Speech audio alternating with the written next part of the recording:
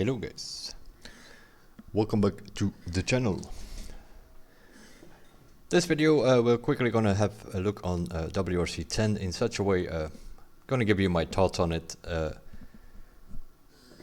I'm playing on a wheel, TSPC Racer, and yeah, that's already where the problem comes into. Yeah, where do you put it? I don't know. I've been looking around on YouTube for some settings, and I've seen it all. I've seen people using 540 degrees. I've seen people using 420 degrees, 360 degrees. I'm using 300 or 320 at the moment because, yeah, that's what I normally use. If I play something like Dirt Rally, I'm using 300 degrees. And my force feedback settings are on 70% and all the rest on 100. That is in the Trustmaster profile. Why is it all over the place? It's probably because, yeah, feedback-wise, it's not that great. Let's put it that way.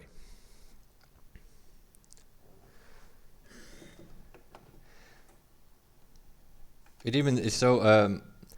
I find in general when you drive with a wheel in this game that on a dry surface it's kinda okay, but when you go into loose surfaces like gravel, or when it's like wet or raining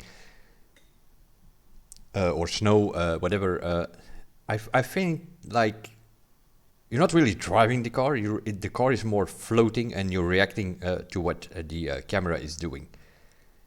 You don't get really much force from the wheels of the car coming through your wheel, and I think that has something to do with things like vibrations and so. It seems to me that you get like your feedback through the vibrations instead of through the forces from the wheel itself. A bit strange. That even resulted in the fact that I constantly was having the feeling that I was lacking grip. I played the game the whole weekend for about 25 hours. I think I have been game now and been messing around with these controls for 3 days. But this is what I have at the moment. Seeing I was lacking traction, I even decided to put on both ABS and traction control at the moment. Normally if you drive with a wheel you put those things off. But I was constantly lacking traction, so I decided to put it on. Doesn't make much of a difference by what I find. But at least the cars are less sliding now. I might eventually turn up to put this off again. Other than that, starting assist is off, manual transmission. 100% difficulty on the AI. Yeah, we did the junior WRC career mode, and we were beating guys with more than a minute. But you can put it on 150. That's one of these things in this game. It says 100%, but you have sliders that go to 150 actually.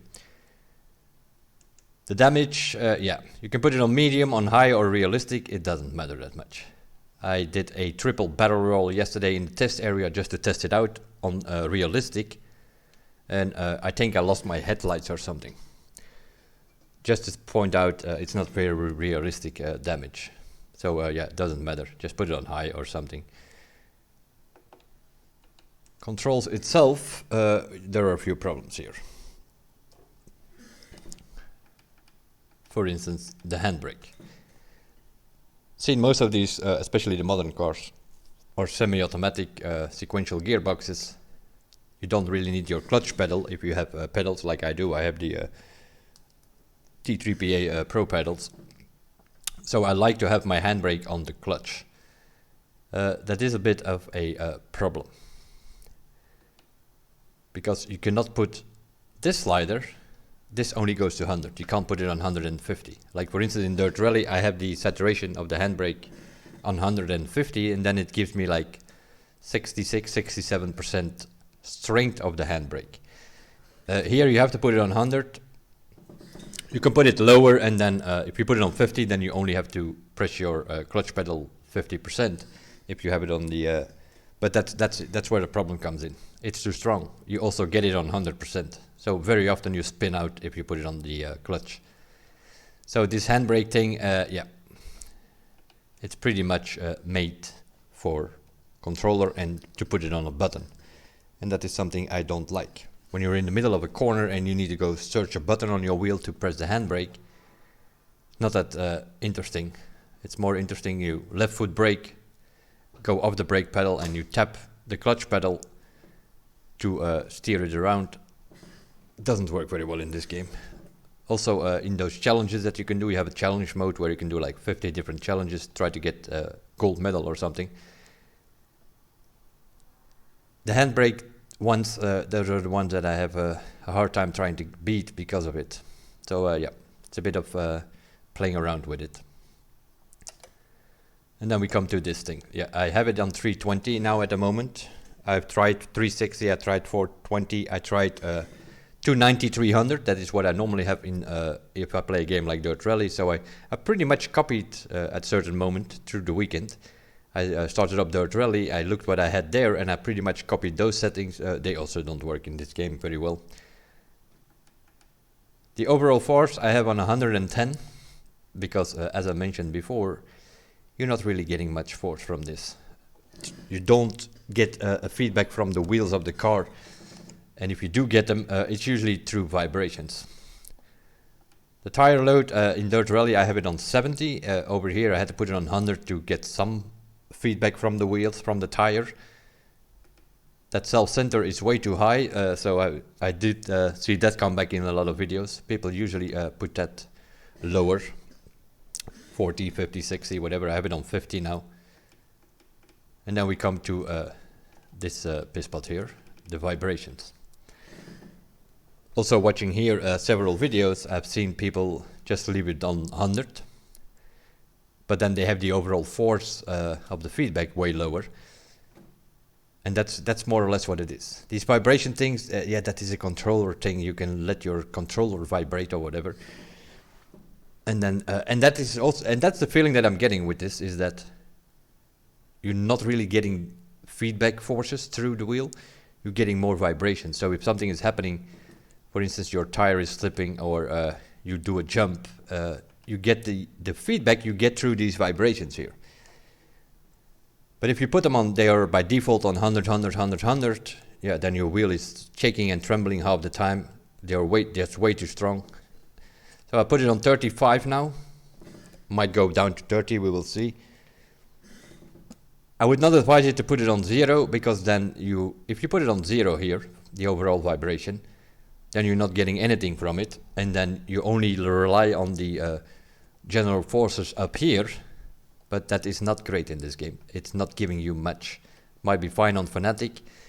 Why do I say that? Because you constantly get these Fanatic intermission screens. So yeah, Fanatic is sponsored, so I'm assuming Fanatic wheels will work great, but Trustmaster, I see all kind of different settings from people, so not that great feedback wise.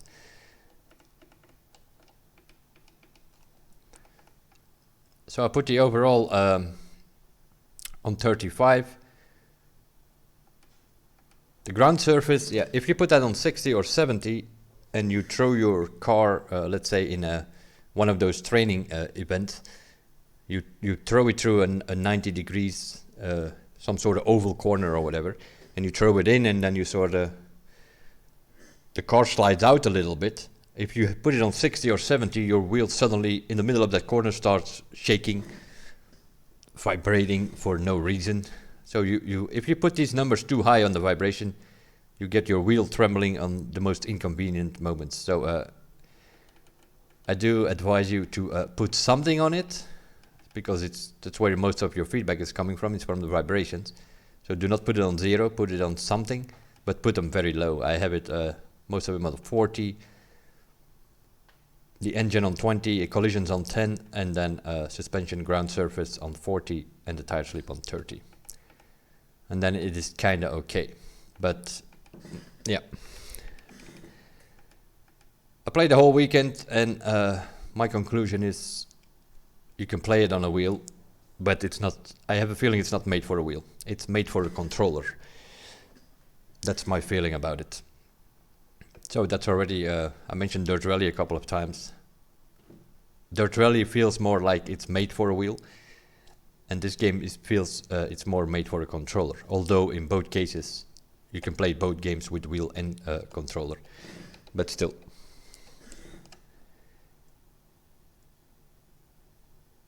But there are some problems with it though.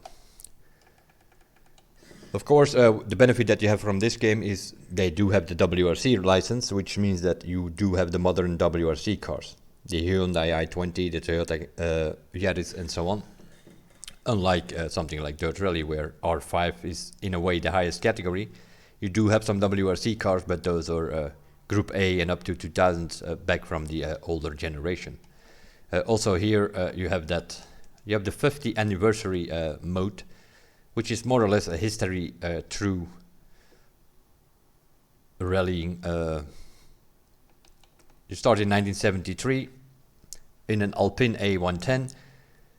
There is a certain time you need to beat, and if you beat that time, then you unlock the next year, and it goes on like that. If you don't beat that time, then you can only play in the Alpine A110 in this mode. And so you have to sort of go through it. Some of them are not available. There will be updates in October and November where more of these events will be added. So I'm assuming 1981, for instance, and 1983 will be added then, because they are still grayed out, although I unlocked 1974. I beat that time. I did 1984, 1985, 1986, and now I'm sort of on 1987. So if I want to drive the other events, I'm going to have to beat the time which is in the Cancun Delta, Lancia, and I have to beat that time to unlock one of the next events. 1997 is the McRae Subaru. That is the pre-order car, and the Mackinnon Lancer Evo 5 is the deluxe edition car. If you do not have the deluxe edition, you can buy this car separately. I believe it's on Steam. It's $5, I think, for this car. And the pre-order car is, if you pre-order the game, I think it's available for 2 weeks or something on Steam, but you have to download it separately. So if you pre-order the game, you don't find your Subaru, go to Steam and look for that Subaru. It's you need to separately download it. And then you go to the current world rally cars. I don't know. I don't know which of the events you can play here because I haven't unlocked them yet. You have to unlock them one by one. That's sort of the new mode, the anniversary mode. And then you have the WRC mode. You have some online events at the moment. Those are only daily challenges. Weekly challenges are not available, and the special challenge is also not available. The special challenge, I'm assuming, will be the esports events. You can do career, which is probably the most interesting one. I did the junior WRC the first season. There were 5 rallies. I won all 5 of them with 100% difficulty AI. And we won most of the rallies with like more than a minute. So 100% AI is not that difficult. But it's not just doing the rallies. You can configure your cars in the setup zone, sort of. You can play around with your setups. You have the calendar, which means that you have to fill in your calendar here, sort of like in Formula One. My team sort of works the same. You not only drive, but you have to manage your whole team. And that means that you have to put in some events. You have to do some trainings. You have to manufacture tryouts so that you can get contracts with other teams or even higher classes. Sometimes your crew is getting tired, then you need to put in a resting day, stuff like that. You have events available, nothing in February and March because the junior WRC didn't drive in that month. And then we had 3 events available, or 3 slots available in April, so I put in another resting. We did a crew member training so that your crew gets a bit better. If the morale of the team is a bit too low, you might want to put in a team building session, and then eventually you will get a rally available. The first one we did was Croatia. And then we have the same here. You have some short-term objectives, long-term objectives. I think one of these was like I needed to fit in 3 resting events within 6 weeks. So I put 3 resting events here. In between, we did the Rally of Portugal. Team building session, because the morale was a bit too low, so we did a team building session, stuff like that. You put this event on your calendar. Once you have them on your calendar, you can start the event. Like now I have a training available and a manufacturer thing. You can put in 2 events at a time, and then you actually need to do them. R&D is your research and development tree, which is pretty much your skill perks, whatever you want to call it. You do some events, you get skill points, you can spend them on, by the looks of it, on team and crew for the moment. Performance, I cannot do anything, and reliability, I cannot do anything. So I'm assuming at a certain moment, seeing you earn money through your career, I'm assuming you can buy a car or something. And once you have your own car, then you can also get some reliability and performance perks, I guess. At the moment, in the first season, I could only do the crew, which basically means that you have to unlock your different guys. You have a physical trainer, a mechanic, a financial advisor, you have agents, you have a PR manager, you have an engineer, there's also a sponsor manager. So you have to unlock these guys, and once you have them unlocked, then that part of the tree is unlocked, and then you can upgrade them. Where you can spend your skill points are on these things, which are sort of, they are colored in, but they are not lit up yet. Those you can spend your points on. The gray ones you cannot spend your points on, unless you do this one, and then this one will unlock, sort of like that. And that's why on the other performance and reliability tree, everything is grayed out, so you cannot put any points there. The crew manager, you have 6 guys on top, which are your active crew, and then you have some reserves sitting on the bottom here. We are using 10 out of 15, so in theory we could get some more guys, which you do in the recruitment. Here you can hire some better guys. We have a 2-star here. Here we have a 3-star logistics coordinator. I'm assuming that eventually the idea is to get 3 stars of each of these professions that you need in your crew. And you will also more than likely unlock more slots by the looks of it. The ones that are active, they can get tired. If they are getting tired, you need to put in a resting event, or you need to replace them with one guy from your reserve for the next rally. Because if they are too tired, they don't do their job, or at least not good, and stuff like that. Mails is where you get all the mails from the media. The mechanic will, after each rally, will send you the bill. You have to check your mechanic mails, and then you have to pay them. Because that's after a rally, your car might be damaged, they repaired it meanwhile in between 2 rallies. Then you have to pay the bill, because otherwise you're going to get a damaged car for the next rally. You get some mails from your agent, probably in case you have an offer from another team or something. We haven't gotten one of those yet. And then you have your manufacturer. Seeing I did the junior WRC, my manufacturer is only Ford, because it's the only car available is a Ford Fiesta with some different liveries. Then you have some objectives, which we failed. We had to earn 15,000 in 4 weeks. That was not possible because we could only do a training in one training we had to do, or a manufacturer tryout, and when you do not earn that much money from it, you can earn 30,000 something from a rally, but there was no rally available that month, so yeah, we failed that objective.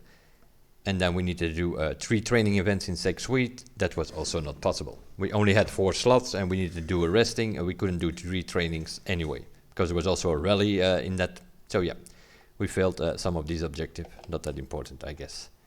And then you have your statistics. So it gives you an overview, and then you can look at it rally by rally, stage by stage, what you sort of did during that rally. As you can see, the super special shakedown or whatever, we were in 4th or 5th place, and then all the rest, we were in 1st place the rest of the rally in Spain, which was the last rally. And then you have the standings from the season. We did the 5 rallies, we won all 5 of them. We won the power stages, and we also won the championship, as you can see, with more than 60 points advantage. John Armstrong, although in real life he's in second place in the standings, they put him on 8th place here. It probably has something to do with the fact that he's working for Dirt Rally. Then you have a test area where you can play around with and stuff like that. So yeah, that is sort of your career mode. At the moment, that's probably the thing where you can have the most fun in. You can do quick play, some sort of time trial where you can do whatever rally you want, whatever stage you want, in whatever car you want. Or you can do a full season, and then you can play around in the livery editor. I have some problems with that thing.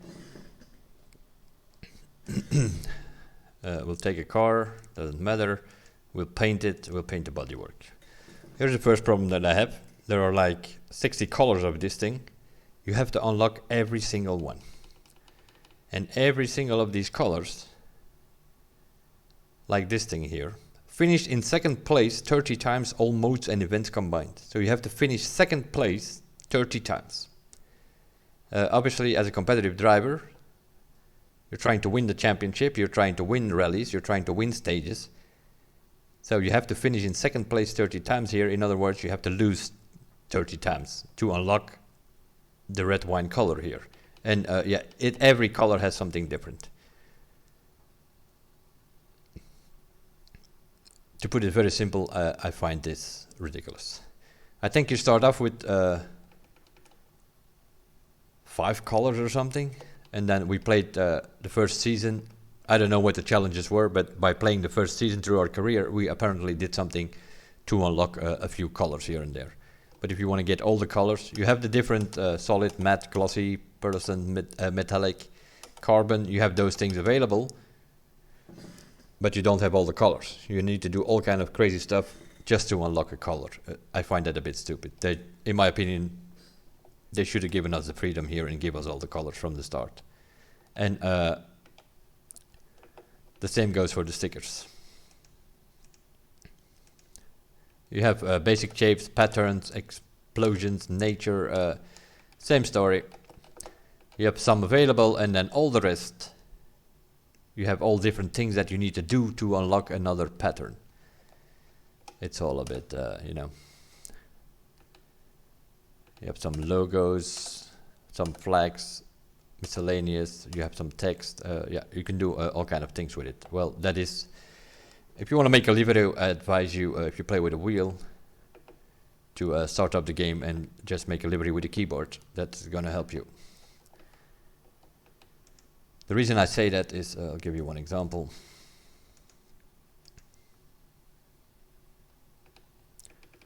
Let's give it a color. There we go.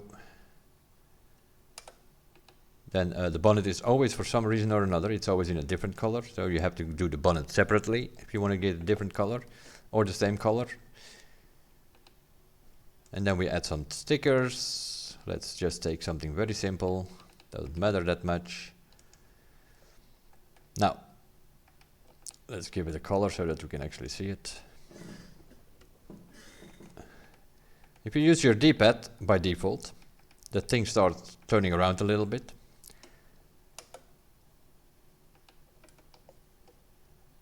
And that's sort of what it does. Now you can press all the buttons on your wheel.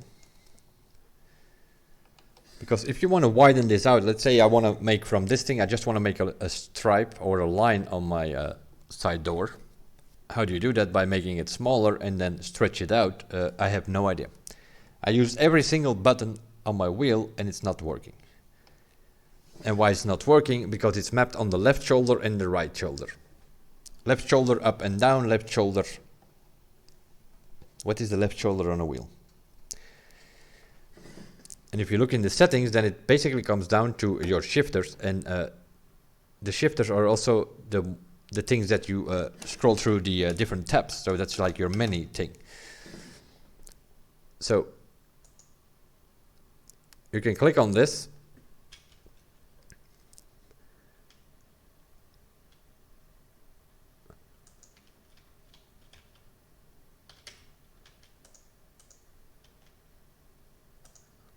more or less, and then it doesn't know what to do if you use your mouse. But you can do it with a keyboard, as you can see. A and D and W and S you can use, and then you can stretch this thing out pretty much. If I select this one,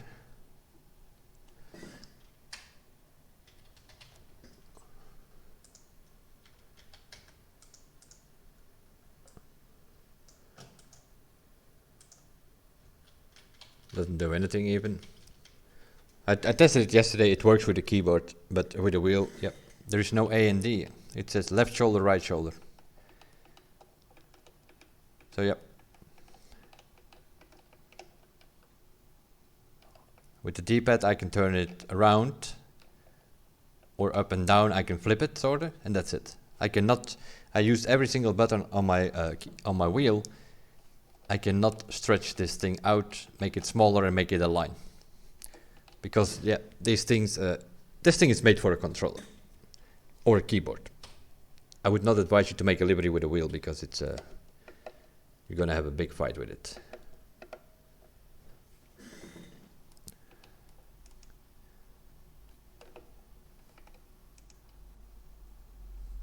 Pretty much, that's what it comes down to. So yeah, livery editor, that's all cool, but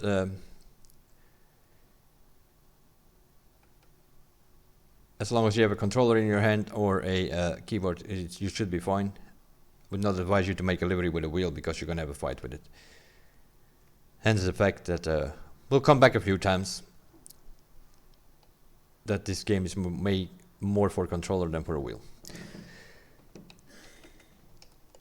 Clubs sort of similar as in a game like Dirt Rally. You can create your own club. You cannot rename it. It just calls you your club, whatever your name is on Steam or on PlayStation Store or on Xbox. It will take that name and then it will say it's club. In my case, RaceMasterDave's club. If your name is, like for instance, Paraglider, I know on my Steam list that has the game as well. Yeah, then it will be, if he creates a club, then it will be Paraglider's club. You cannot rename it like normally I rename my clubs in game to RMD World or something like that. I do not find the option to change the name. And other than creating one yourself, you apparently can join 3 other clubs as well.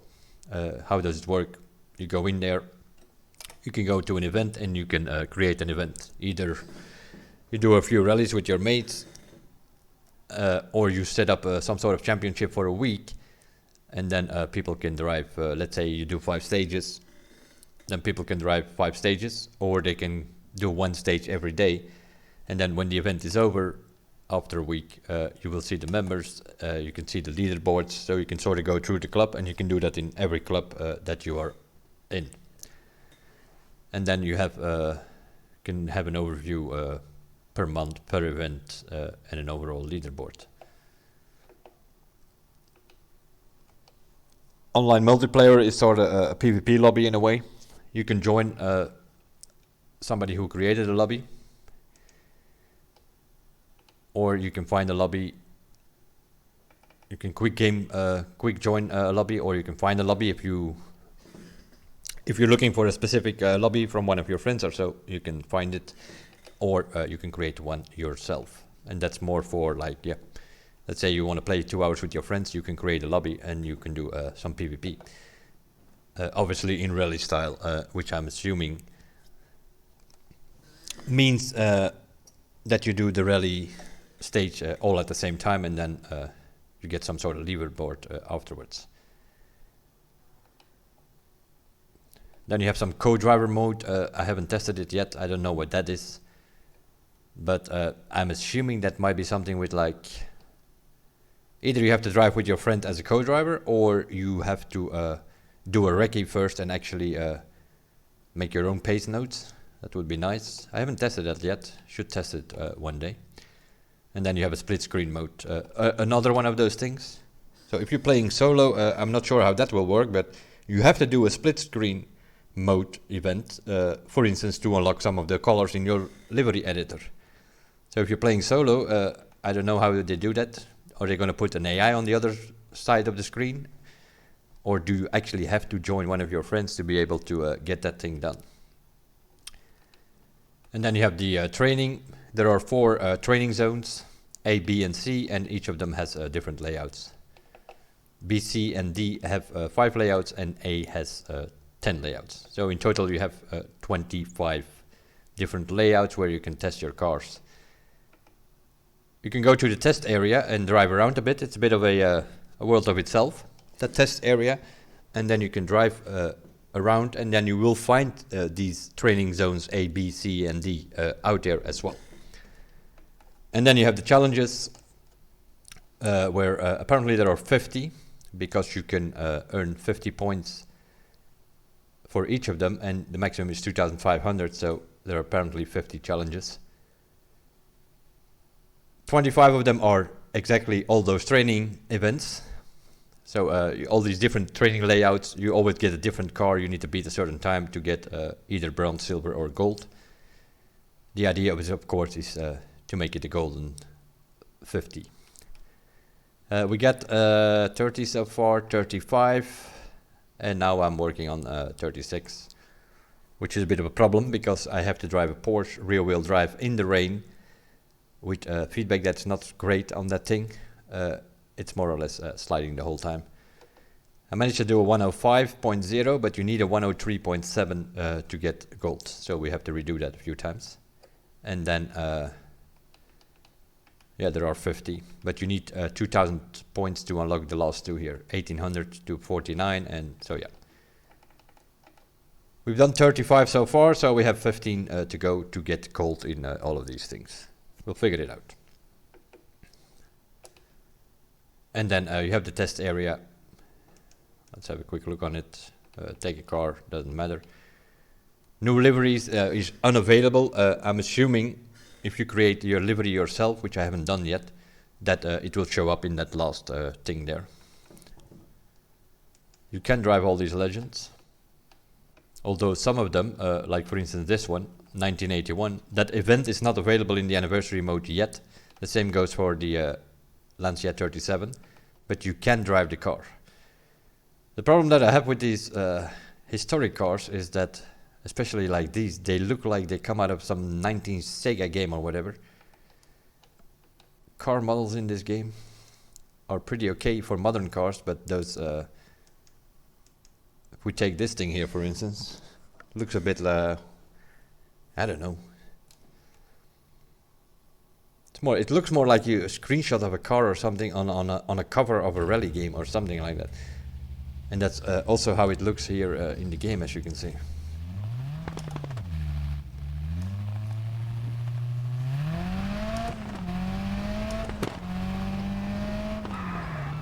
Input is way too low. And there you already see what I mean if I press the handbrake. What I also do not understand is how the hell can you drive with the camera from behind? So that's not what we do. You have a cockpit view, you have a dash cam, or you have hood cam. If you want to make it a bit more, especially if you drive on a wheel, you drive in cockpit view. Problem with that is if you're in a car, every single car again, you have to go to your options, gameplay settings, go to the camera options, and then you go to driver, and then you can change the height, the position, the angle, and the FOV. We can put it a bit higher. You can put it a bit closer or further. You can flip it a bit.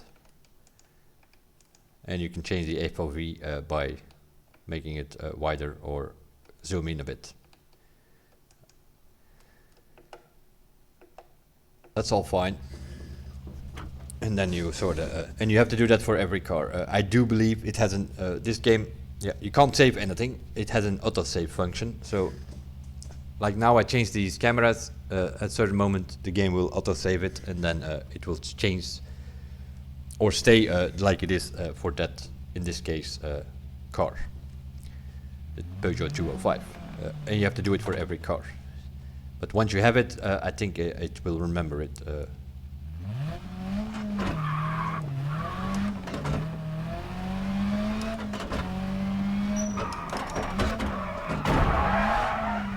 There we go.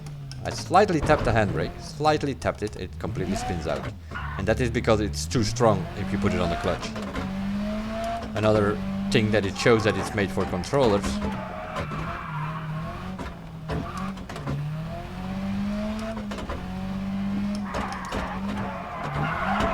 There we go again. And that's the other problem that I have with this. With this game. If you play like a game like Dirt Rally, and I remember I mentioned this a couple of times, not a super fanboy or something from Dirt Rally, but I can compare it because I have both games. You drive that, let's say it's a hairpin, and you drive on a stage. You brake, you tap the handbrake, and then you sort of press the throttle to throttle out of it. That's sort of how you move. And this game doesn't seem to do that in all in one go. So what you sort of have is like you approach a hairpin, you brake, it's first going to deal with the braking. Then you tap the handbrake, then it's going to take you through that handbrake turn, and once that slide is over, then it's going to give you throttle. So you're not getting, you cannot like left foot brake, quickly tap the handbrake and then go on the throttle, because what's going to happen is you brake, you do the handbrake turn, it will start sliding, you go on the throttle, and your wheels are spinning from the slide, and so you give it extra power, so it actually will just spin out, more or less.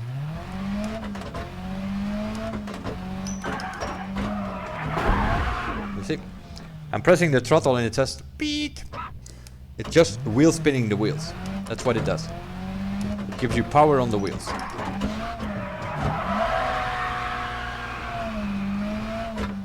And then eventually it will go, once it finds some grip somewhere. So the best idea to do it now is like this.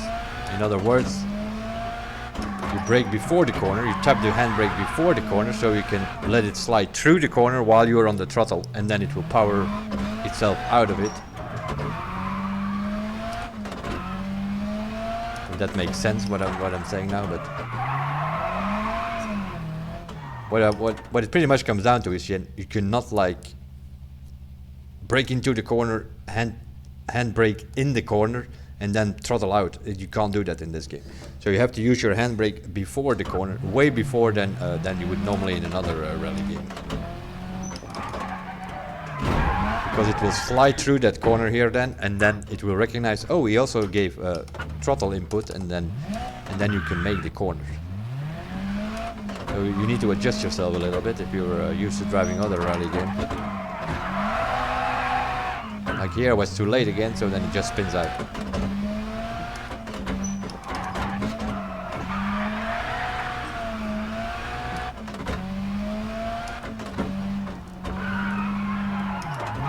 But like here, for instance, with these,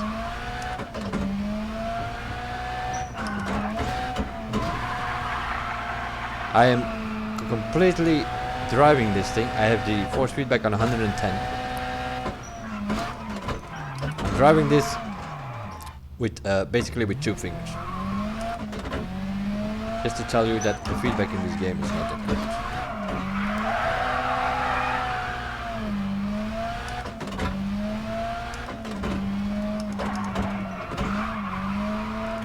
So you're sort of reacting to what you see on your screen if you drive like this.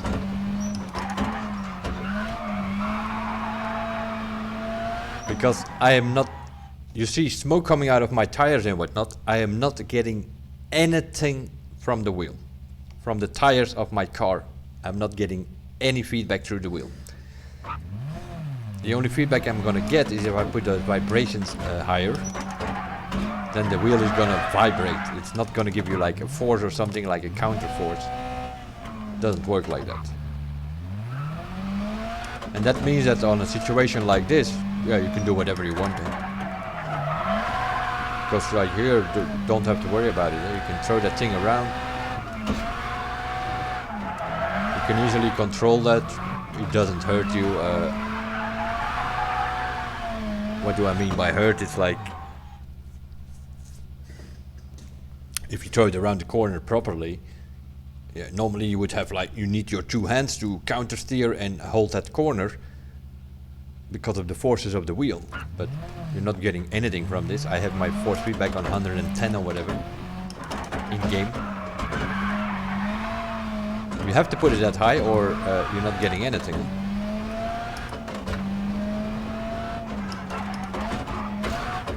And now we come to the gravel.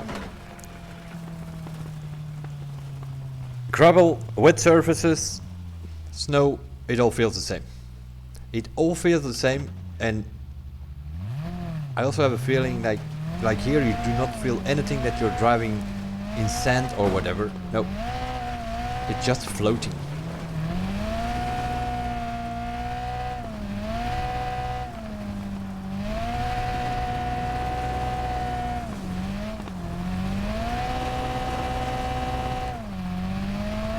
See it especially on gravel stages. You can see like that it is just floating over the surface. The thing is also if you're like in a slide, you can shift like to 4th, 5th, 6th gear, it doesn't matter. The thing will constantly be in the red. And I'm sort of, that's like the game trying to tell you that you're on a loose surface. So it puts your RPM meter in the red zone.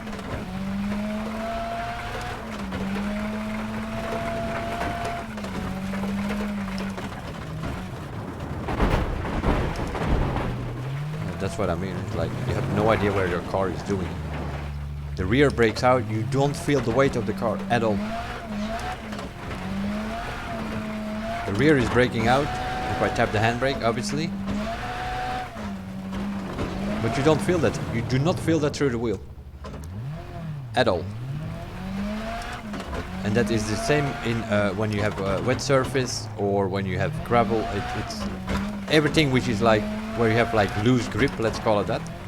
That's how it drives. And that's not driving, that's floating.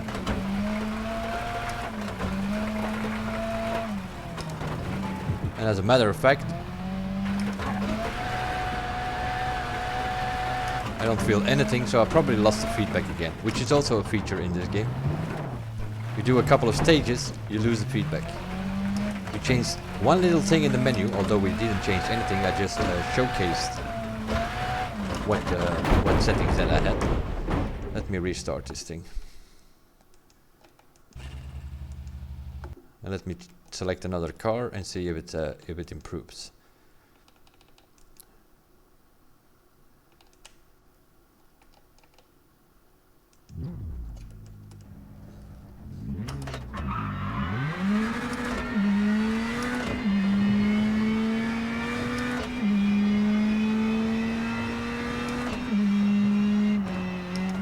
Nope. It's very simple. I was showcasing this for the video, and what happened here is I lost the feedback again. That's what I mean. It's like it's not great here.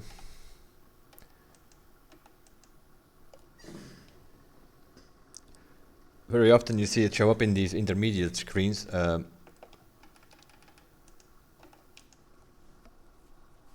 If you change something in the menu, reboot the game. If you play a longer session and you do like, let's say a full rally, or you do like 6, 7, 8 stages in a row, reboot the game.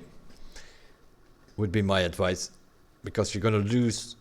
The more stages you do, the more you're gonna lose your feedback, or you're gonna get less feedback in the next stage. Especially if you like here now driving some different cars. As soon as you show these foots, press enter or your start button, because otherwise you're gonna be deaf. Because the intro with those foots on the pedals is loud as hell. That is something that always comes back. I don't know why it is. I think the volume is on 300% or something on that intro. It seems to be a WRC thing, because the last title I played of this game, which was WRC 7, was exactly the same.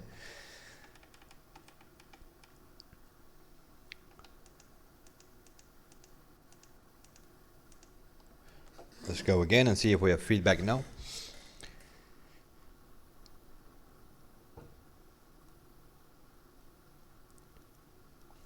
Now you see here like the 100% thing there on the right. Yeah, now we have our feedback back.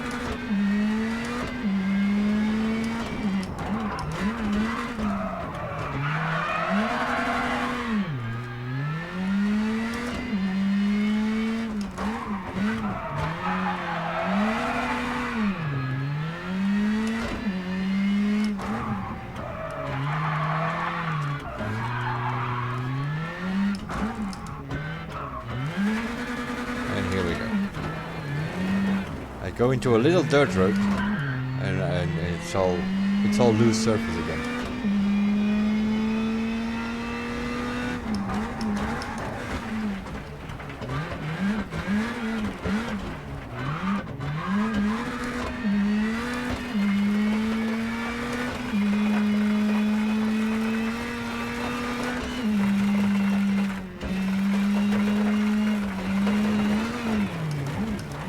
Here we lose the car.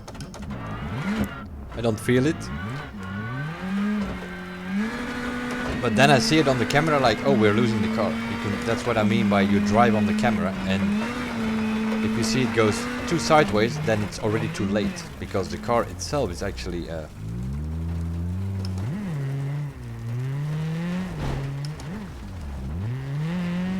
here you can see what I mean by it's that you're not really driving the car. It's not, that thing is not like sliding through the dirt. It's like you don't feel the weight of the car. That's what it comes down to. So what happens is like you see that it slides through over the surface more or less. That's what it's doing. And that's what I mean by floating. It's like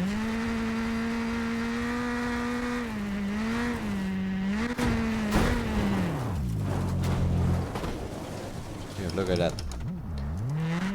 4 wheels intact. Everything is intact. We just hit something very hard. We have the damage on high. So yeah, also there. Not really realistic. Here, and this is what I mean. This is like it's floating over that surface. So it's sort of like it also, yeah, the input is also a bit of a delay because we have a camera from behind. See all these videos out there, people driving like this. I don't know how you can drive like this. Look at it. Now of course you can adjust this. I'm turning on my wheel here now, and you can also use some different setup. I'm just showcasing you what I mean by the floating on the gravel, and it's the same on wet surface. It's exactly the same on wet surface, whether it's snow or rain or.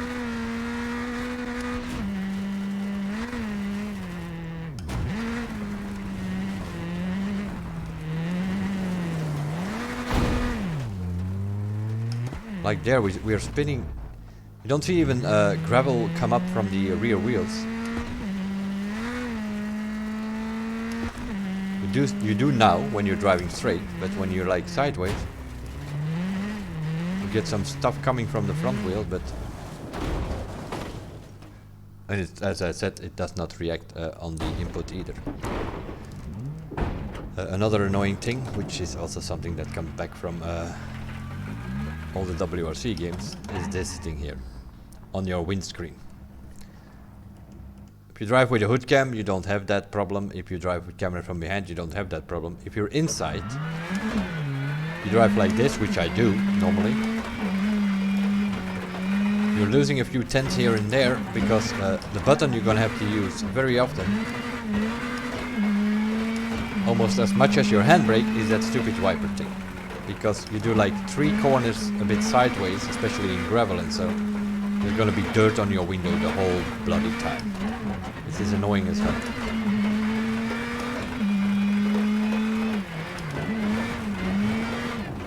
And then you have wipers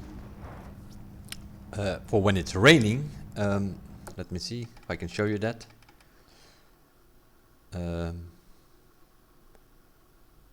Yeah, I probably have to quit the thing and then start it again because I need to change the weather. Test area. Let's do the night. Let's make it storm. Because you do have wipers, so you can put them on. They don't do anything. They're not really wiping the water off your front window. The water will keep being on there.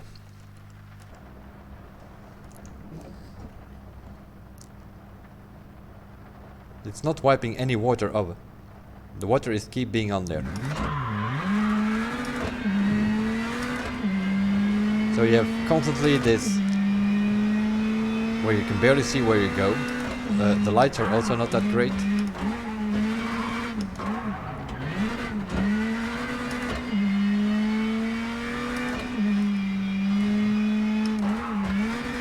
Rally car at night, they normally have like these big, pretty much flashlights on, more or less. You have them on, but you don't see much of it. It becomes a completely different story if you put it on hood cam. Then you're driving on a wet surface, but other than that, you see pretty much where you're going. Pretty good.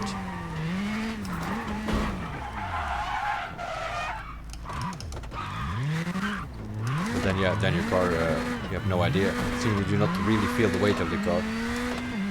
You have no idea what the rear of your car is doing if you drive like this. You only see it when the camera changes.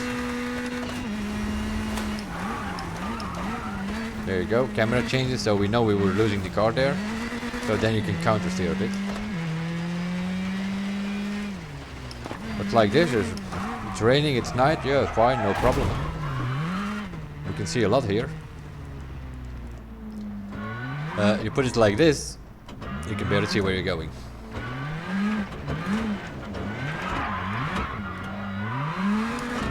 Because the wipers are actually not wiping the water off your windscreen. So yeah, you see the buses and so, but you don't see the road very well. And here we are looking at buildings and buses and whatnot.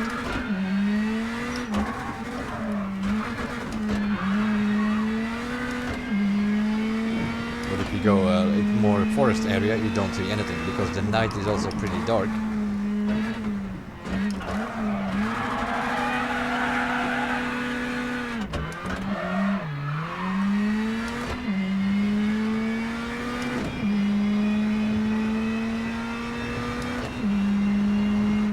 See if I can find a forest area somewhere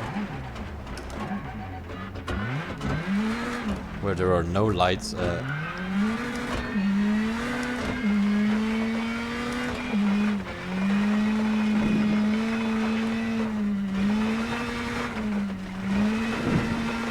yeah, you see the road a little bit in front of you. Then you do like some crash.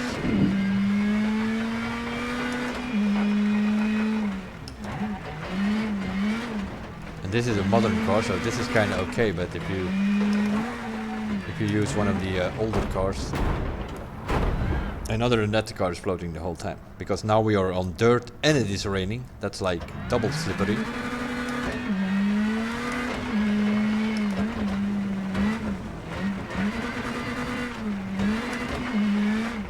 But now you have like you feel a bit what's going on. Pretty much the whole weekend I have been trying to figure it out, but this is the best I came so far setting wise. That is with like vibrations around 40 and then my feedback on 110. Now we have some fog coming into play as well, which you have on some stages, then you don't see anything.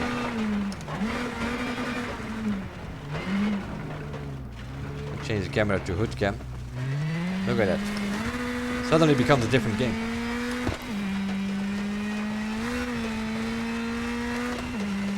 Because now you're just driving on, you see that it's raining a bit, but yeah, fine, but you can see the road in front of you because you're on the hood cam.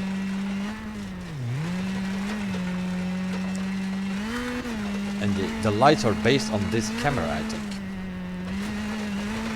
because I feel like you see more of the road from your lights, also further away than when you do when you put the camera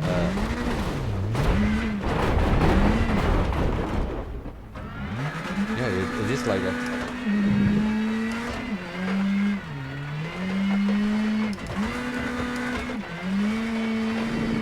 Like situations like this, you can barely see where you're going.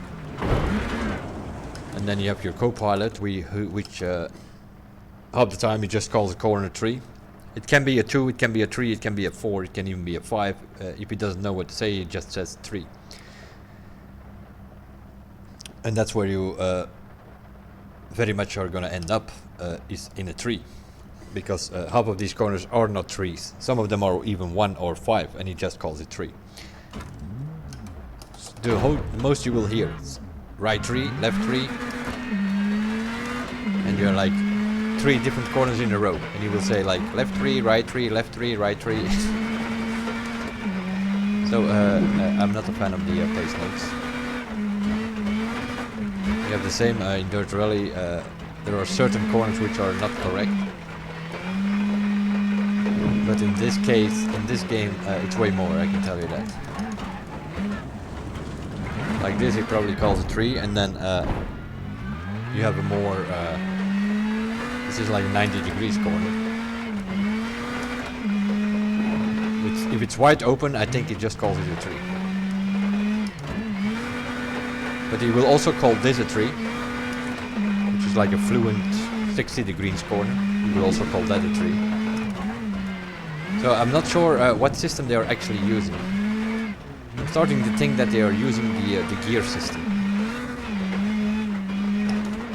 which also makes no sense because a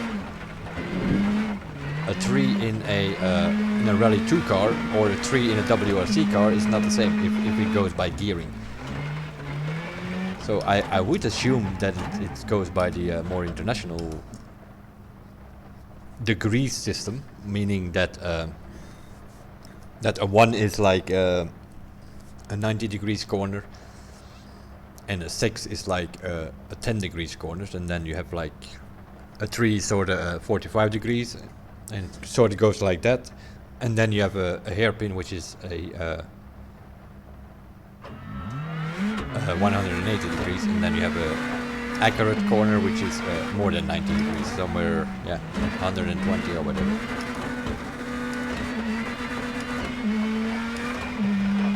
There you had like the thing.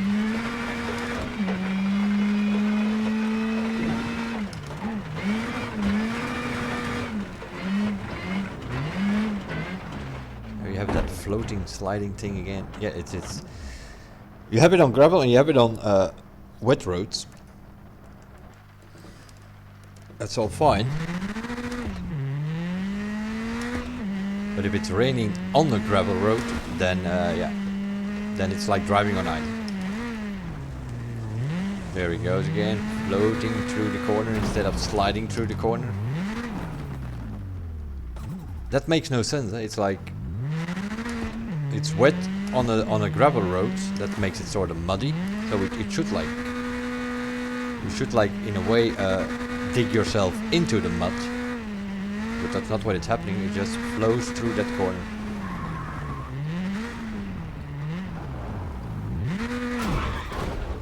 And that's it's what it's doing more or less. It's floating over the.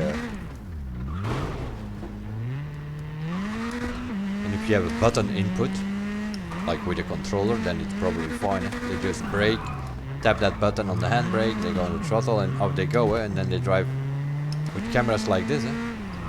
That's why you see like a lot of YouTube videos out there now. Camera from behind, playing on their controller. This thing is not even reacting properly to what I'm telling it to do. On with the camera, I don't know how people can even drive with like if you're on a wheel. Either you drive like this, which probably is going to give you the fastest times, especially in wet conditions, because the cockpit view in the rain is not that great. If you really want to go fast, if you go for leaderboards or something, you're going to have a problem. So then this is probably the camera you're going to have to go for. But yeah, I'm a bit of a diehard in that aspect. You drive a car in real life, this is your view. It's as simple as that. And not, you don't have cameras from behind, you have to go with this one. So in that aspect, you obviously can make it realistic by using this camera. But like here, this part here, did you see? That's like, it's pitch dark. The wipers are going, but they're not really wiping the water off your windscreen. So yeah, if you use this camera and you're going for a leaderboard, whether it's just in an online event or in an esports event, you're probably gonna lose with this camera.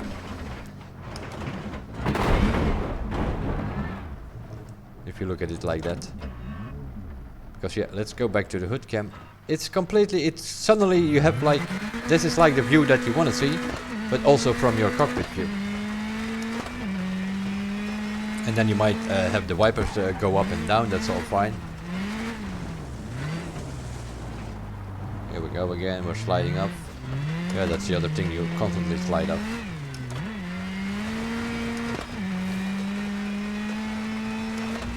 Also in your career you get punished for using hard tires, so most of the time you're on soft tires, so you slide all over the place.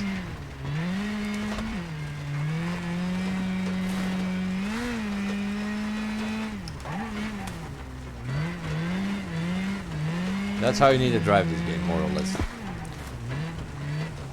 You need to be gentle on the throttle the whole. It's more, you can't go full throttle.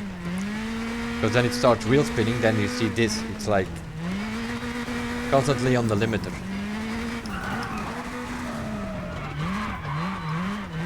So you need to throw it in and then play around with the throttle, so it's purely so you're constantly playing with the throttle. That is like, that's my view on it, physics wise. Nevertheless, that might sound all a bit negative, which it isn't, but you just need to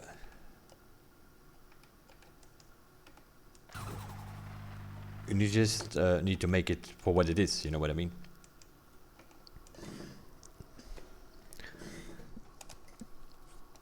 There are moments where you might get closer to Dirt Rally, but there are also moments where you're going to get closer to Dirt 4 or Dirt 5. So it's something in between, I think, and that's, in a way, it was always the case. It was also the same with WRC 9. Those who say that it's competition for Dirt Rally, I don't really agree with that. Let's put it that way. Obviously, that is my opinion. There are 1001 opinions out there. I'm pretty sure some of you will think differently. But if you play Dirt Rally, then you know that if you slide through a corner, you feel that through your wheel. You feel what the tires are doing, more or less. Maybe not 100%, but at least 90%. In this game, you feel it 10-20%. Other than that, you're not getting anything from your wheel, other than some annoying vibrations, which you do it for a bit, but already very quickly you put those vibrations lower, because they're the most annoying part of the whole thing there.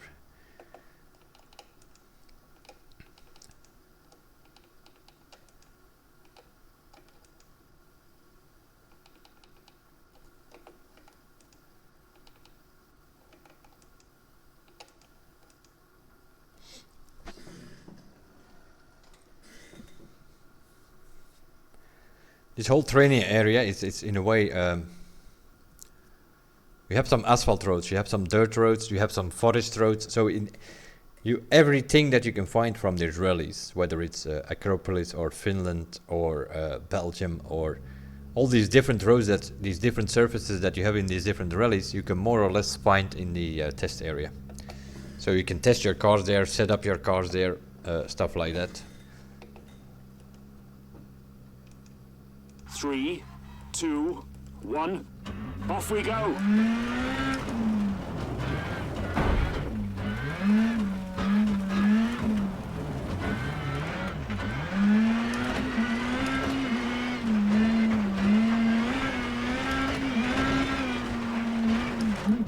Like here we are jumping and nothing. If you want to feel that bump, you probably have to put the vibration on 100% for suspension.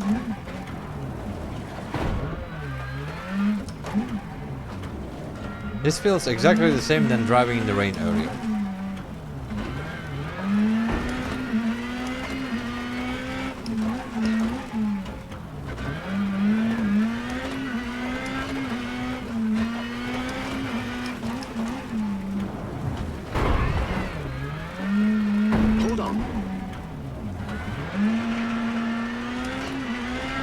There you had like that big slide. Then your wheel starts trembling a bit from the real tires, and that's where your feedback comes from. Your feedback comes from the vibration, not from the forces of the wheel. And that's what makes it a bit arcadey for me. As a matter of fact, it's pretty annoying actually, vibrations in the game.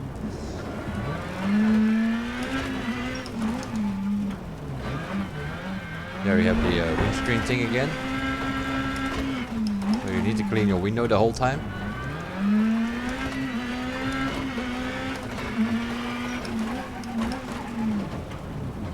There we have it again. Brake, let it slide in the corner.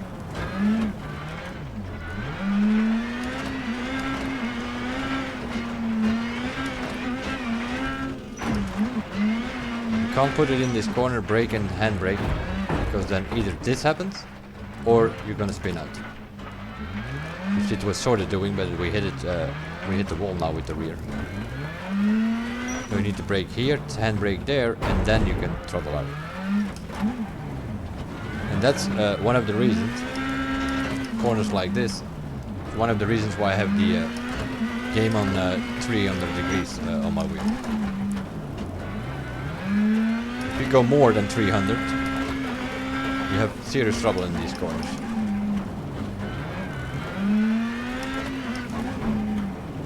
Like those guys, I tried it with like 420, then you are steering way too much here on corners like this.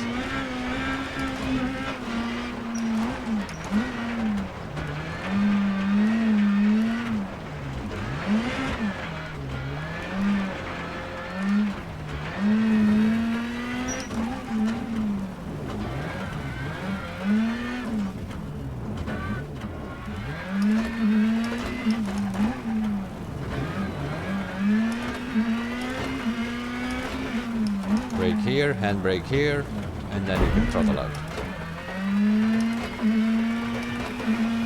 Normally you would steer here, handbrake here, and then throttle out, but that doesn't work in this one. And here we go, we have to use the wipers again. Yeah, and if you have like a long stage, 13, 14 kilometers, whatever, you're gonna have to use that wiper 6, 7, 8 times.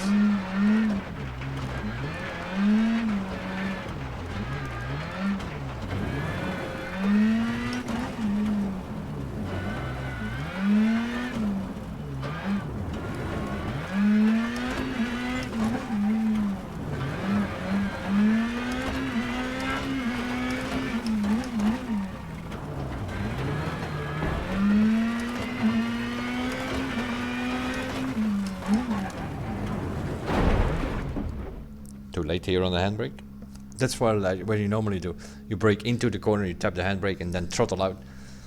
Here you have to brake and use the handbrake way earlier than you would do in a game like Dirt Rally or so. Or even in Dirt 4, Dirt 5, I think, because there you can also brake very late.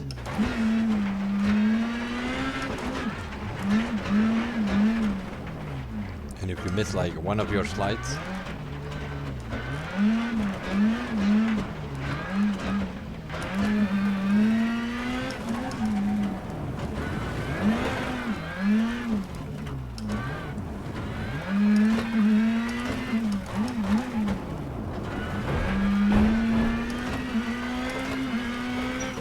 we're tapping the wall again because I don't feel how far it is actually drifting out. I just have to go by what I see on the camera.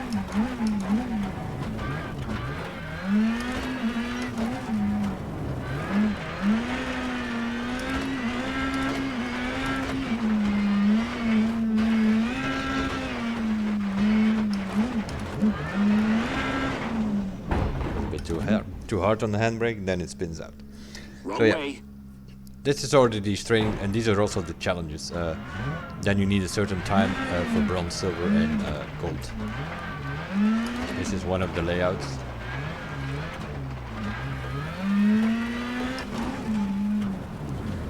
So what I'm doing at the moment is the challenges, play a bit of career because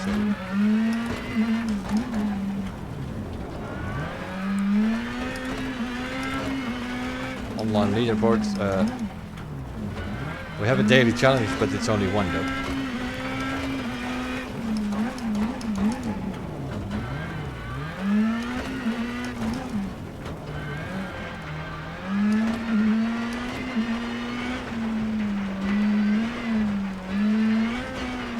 Here we obviously need to change something on the suspension because it doesn't like these. That's why the training is here. It's like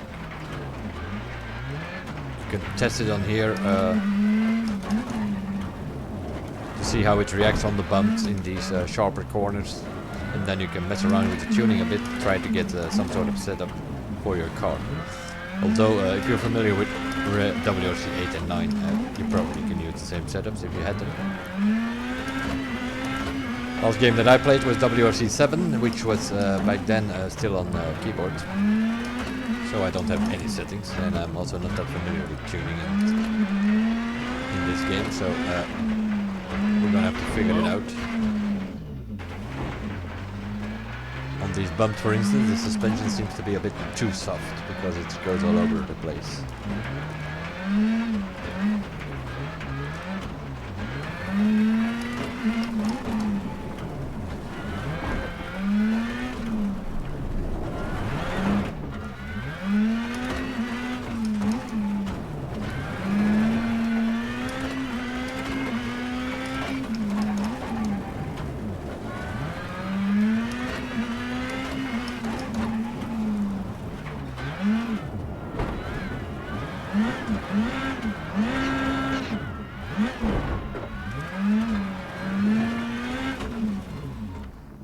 Anyway, let's have a look.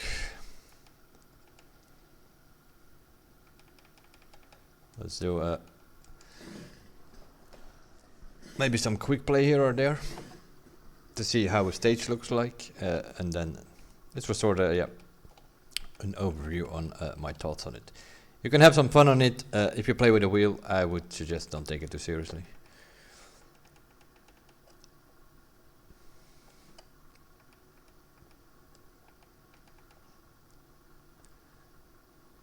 I'm not saying it's a bad game, but in my opinion it's more for controller than it actually is for... that's how I see it. Mainly has to do with the feedback. I don't find it that great. I saw some video from Paraglide where he plays with the controller. He didn't like the tarmac that much. He was more fan of the physics of the gravel and such. I'm completely the opposite. You get most feedback you get on the asphalt compared to something on gravel, so that works better. Let's see what we have available here. Again, this Spain stage. We did that yesterday already. Let's do a quick play. See, you can play the 2021 special stages. You can do anniversary events and extras, whatever that is. Oh yeah, that is the Germany Panther Plaza. That is a thing that comes with the deluxe edition. The Arena Panther Plaza. If you do not have the deluxe edition, you will not have this event, I guess. Let's have a look on it. Let's do noon. Let's make it clear weather. Let's take, I don't know.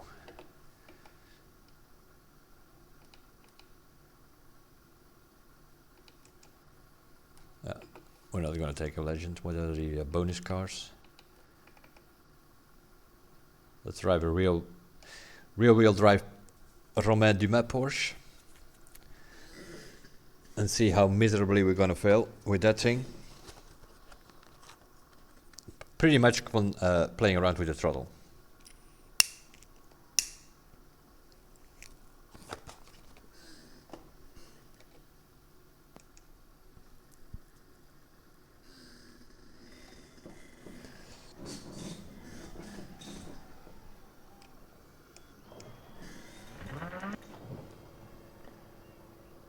5, 4, 3, 2, 1. Let's go.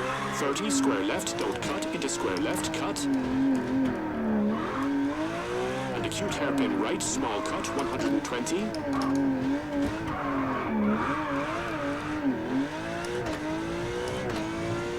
Caution, square left, don't cut, into square right, don't cut, narrows, 100.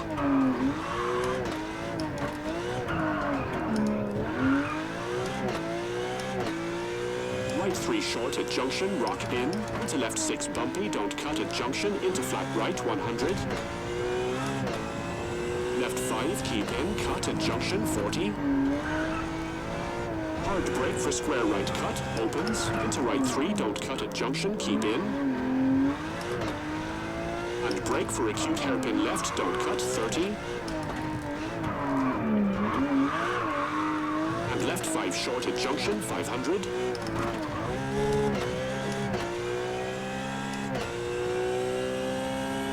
Caution, hard brake for square left, small cut at junction, 100.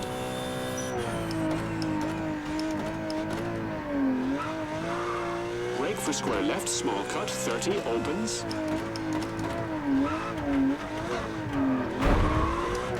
And crest, keep middle, 50. Keep middle for crest, 40. Left 6 into right 6 short, don't cut, uphill, into flat left over crest, 50, caution. Brake for chicane left, 30. Right 4, short cut at junction, 30. Left 3, small cut at junction, 60. Square left, don't cut, and square right, small cut, 30. For finish.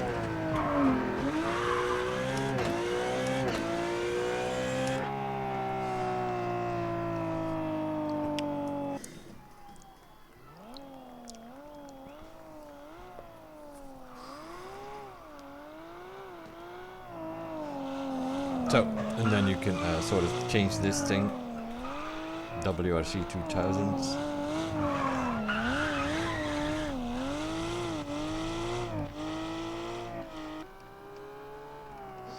Well, the thing that we had just driven is who knows where.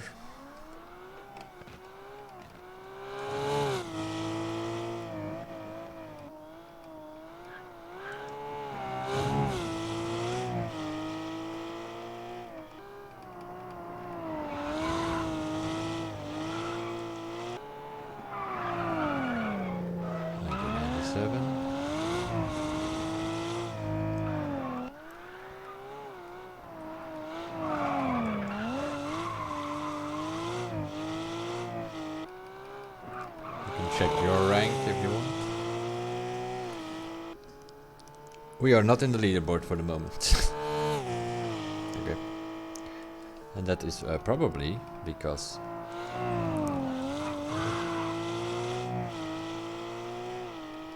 no idea where our car is.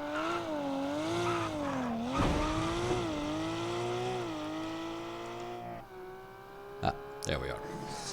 It's in the WRC 2000s.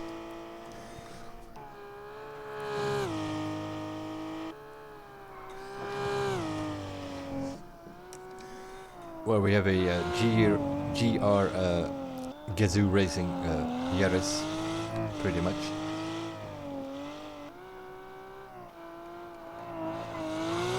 And we are driving a GT, which is, yeah.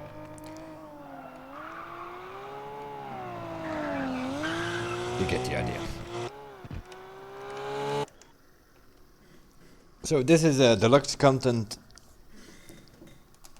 You need a deluxe edition to get this thing, which was a stage which was already available, if I remember correctly, in WRC 7.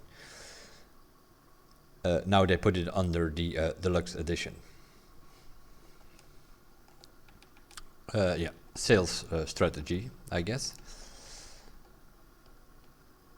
That's what I make of it. Because, yeah, for instance,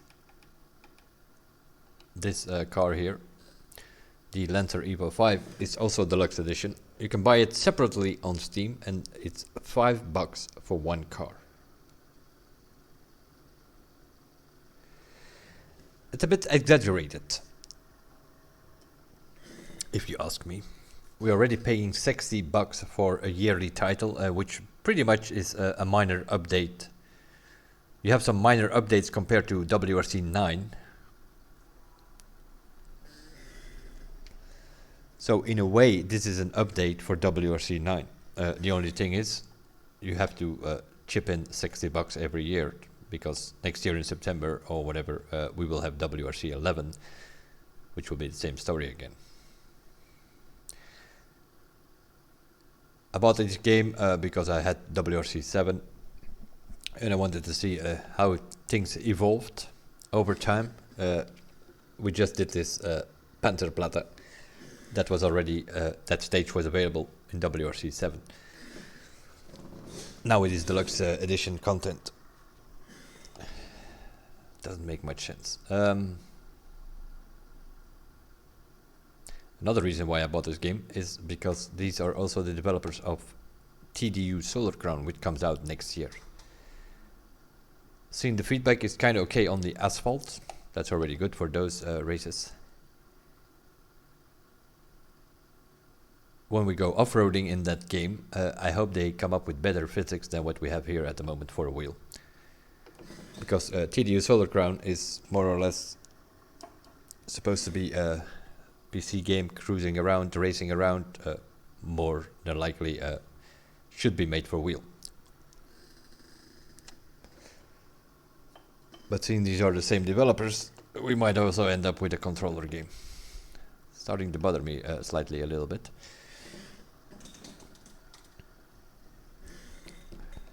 In a title like this, I'm fine with it.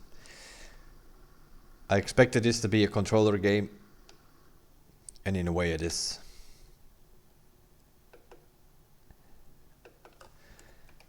And I still consider it to be that as well.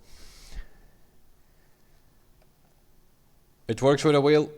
If you fiddle around with the setup and the settings and all that kind of stuff, you might end up with something which is working for you. Overall force, mine is on 110. I saw people with 100. I saw people with 125. I saw people with 70 different videos out there. The torque and the tire load, kind of okay. Some put the tire load a bit lower. Self-center, usually people bring that down because it's a bit too hot. It's everything is on 100 by default. And then the vibration, yeah, that is the most annoying thing in the whole thing. You can't put it on 0 because then you're only going to get the force from your wheel, and it's not that great in this game. You get a lot of feedback from the vibrations. But you also do not want this thing to vibrate all over the place, usually on the most inconvenient moments. So I would not advise you to keep it on 100, because also this is all on 100 by default. It just vibrates and trembles the whole time for no reason. But that's how I read the input of this game, is that most of it is coming through vibrations and not so much through the forces itself. And that is, yeah, that's what I call a controller setup and not a wheel setup. You see the same thing happening in a game like The Crew 2. You can play it with a wheel, but you get your feedback from vibrations and not from forces. It works. It's okay. You can play WRC cars, unlike in, for instance, Dirt Rally, where you can play WRC cars, older ones, but not the modern ones, because they don't have the licensing. The licensing is with Karotan here. But when you want like to feel through your wheel what the tires of the car are doing, then you are probably gonna end up with this one over here, Dirt Rally 2.0. So what is my final thought about this? It's something to play. You can have fun with it, but if you really want to feel like driving the car without having to watch what the camera does, then you're probably gonna end up Dirt Rally. we'll play it, we'll play around in it, we'll go through the career, that's what we do. Unlock some of these things, when there are some more leaderboards available, we will play that, and stuff like that. So we'll mix it up, we'll do some WRC 10, we'll do some Dirt Rally. I'm not a fanboy of one or the other one, it is just like, I play both and that is my take on it. You can play WRC 10 with a wheel, not a problem. The feedback is not that great. I find you get better feedback and better the feeling of driving a rally car in Dirt Rally than you do in WRC 10. So it is somewhere between the Dirt arcade series, like Dirt 3, Dirt 4, Dirt 5, and then the Dirt Rally series, Dirt Rally and Dirt Rally 2.0 and 3.0 or whatever the next title will be, what they are working on. It's somewhere in between there. It's not as arcade as the Dirt 3 and 4 and 5, but it's definitely also not as realistic as Dirt Rally is. So, which is the best game for driving on a wheel? Rally-wise, it's still Dirt Rally for me. On a controller, you probably end up with WRC 10. I don't know. I don't know. I don't have a controller. I'm a PC guy. I don't have a console. I also don't need a controller. Shooter games I play with keyboard and mouse, and driver games I play with a wheel. So I don't need a controller. What I also don't need is menus where it says left trigger and right trigger and L3 and R3, because that doesn't mean anything in a wheel. That already tells you that the game is made for a controller. If you have menus like that. We also have that here in WRC. Left trigger, left shoulder, right shoulder. That doesn't mean anything on a wheel. But those are obviously controller settings. Anyway, my take on it. You're gonna have to mess with your wheel settings. I'm using 320 here, 300 also works. I sort of copied the settings from Dirt Rally, where I play with 290 or 300 degrees, works fine. I saw some other guys on YouTube playing WRC this weekend, checked out their settings. They're playing 360 or 380, some other guy on 420, some other guy on 540. One guy has vibrations completely off, the other one has it on 100%. It makes no sense. And that is because there is no good setting. You're constantly tweaking these settings. 320 works fine for junior WRC, WRC 2 and 3, the modern WRC cars. If you go to the historics, you probably want to increase those degrees a bit. Or you Google what the degrees of the specific car is, and you have to change your degrees every time you drive another car. That's also a possibility. Not advisable. I mostly drive, I go through the career, you do junior WRC, WRC 2 and WRC, then 320 works just fine. And even on the Porsche it worked fine, as you could just see in that last stage there. Those are my settings and my thoughts on it. It's a good game if you do not expect it to be too realistic, or if you expect it to be close to Dirt Rally, then it's probably not your game. But if you want a bit of easier feeling, that's how I look at it, and don't care that much about feedback, or if you're on a controller, then definitely something you can pick up. It's up to you. We played 27 hours meanwhile. So we're unlocking some stuff, and then we'll see where we end up. Seeing we have it, we will keep playing it for now. Do a bit more career, and so in the upcoming days and videos, we will see.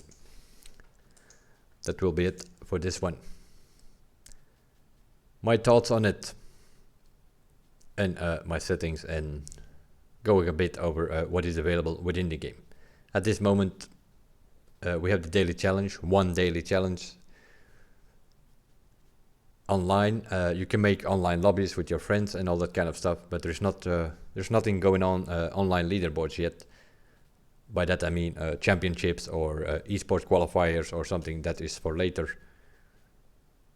The online championships I think are only coming in January or something according to the roadmap. Yeah, online multiplayer championship mode is in January. We have in November updated club mode, some new livery editor stickers, which you probably have to unlock by doing 30 podiums or something. And then in October we have Ypres Belgium rally coming in. In November we have the Acropolis rally coming in. We have some more anniversary events, like you could see the Audi 1981 and the Lancia 1982. They are still locked, those events, so they are probably sitting here somewhere. We have a couple of new rally cars coming in as well, and so on. And then, yeah, that's probably, that will be the end of the roadmap, I guess, because then they'll start working on WRC 11, which comes out somewhere in September next year. Every year we have a new WRC. I think it would be better if they make one game and then give it some updates, and then come up with a new title every 2 or 3 years. Because now we are paying for basically an update of WRC 9. That's what we ended up with. Good game for a controller. You can play it with a wheel, but it's not as realistic as something like Dirt Rally. That's my sort of final thought on it. Anyway, we'll see you guys in the next one. Thanks for watching. Bye bye for now.